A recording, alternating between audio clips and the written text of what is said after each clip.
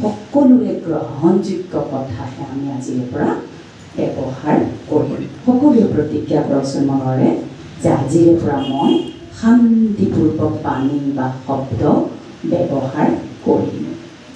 নিজে নিজক কৰা প্ৰতিজ্ঞাই আচলতে আমাৰ পৰিৱৰ্তন আনিব পাৰে। আমি আনক সলনি কৰিব নোৱাৰোঁ, আমি আনক কেতিয়াও সংকল্প দি সলনি কৰিব নোৱাৰোঁ, কিন্তু নিজে নিজক কৰা প্ৰতিজ্ঞাই আমাক অতি কম সময়তে জীৱনত মানসিক শান্তিৰ স্থাপনা কৰিবই কৰিব। সেইবাবে ৰাতিপুৱাৰ প্ৰথম গিলাচ পানীত নিজৰ প্ৰতিজ্ঞা আৰু আশীৰ্বাদ মিহলি কৰিহে আপোনালোকে গ্ৰহণ কৰিবলৈ আৰম্ভ কৰক। তাৰপিছতে যেনেকুৱাই খাদ্য তেনেকুৱাই খাদ্য কি হয়, সন্ধিয়ালৈ বাথৰুমলৈ অলপ বেছিকৈ অহা যোৱা হয়।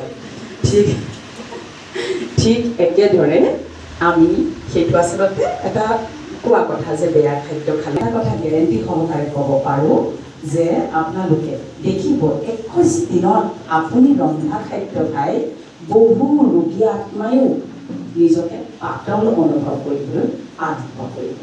ৰোগী আত্মাকনো কিয় বাৰু প্ৰসাদ খোৱা যায়, ভোগ খোৱা যায়?